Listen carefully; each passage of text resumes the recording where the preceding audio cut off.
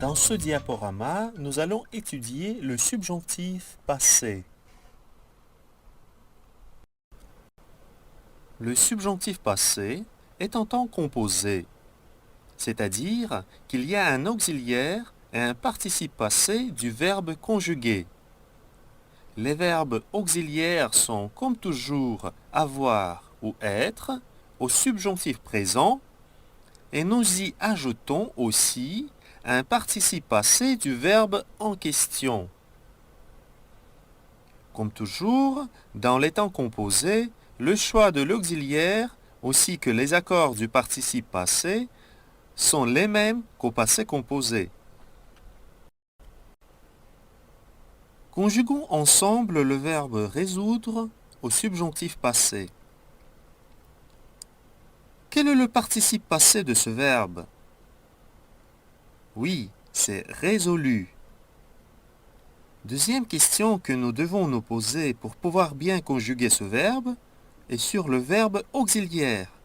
Est-ce que c'est avoir ou être? Le verbe résoudre se conjugue au temps composé avec avoir. Que j'ai résolu, que tu aies résolu, qu'il, qu'elle ait résolu, que nous ayons résolu, que vous ayez résolu, qu'il ou qu'elle ait résolu. Conjuguons maintenant un verbe qui se conjugue avec l'auxiliaire être. Prenons par exemple le verbe naître. Rappelez-moi le participe de ce verbe. Oui, tout à fait, né. Alors, que je sois né, que tu sois né, qu'il, elle soit né, que nous soyons nés, que vous soyez nés, qu'il ou qu'elle soit né.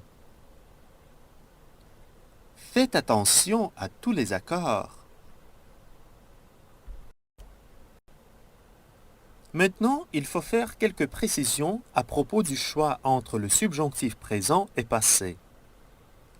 Je veux que tu partes maintenant ou demain.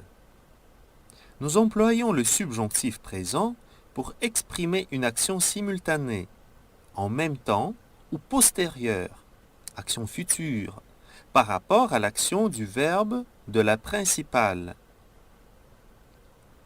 Je doute qu'elle soit partie hier. Le passé du subjonctif, comme son nom l'indique, est réservé pour une action intérieure par rapport à celle du verbe principal. J'attire votre attention au fait que le temps du verbe principal n'influence pas le choix du temps du subjonctif, mais seulement le rapport de temps entre les deux verbes. Ainsi, nous pouvons dire « Je voulais que tu partes ». Le verbe principal, vouloir, est à l'imparfait, mais le rapport de temps ne change pas. Il s'agit toujours d'une action simultanée. De même, nous pouvons dire « Je doutais qu'elle soit partie ». Le verbe principal, douter, est à l'imparfait aussi dans cette phrase.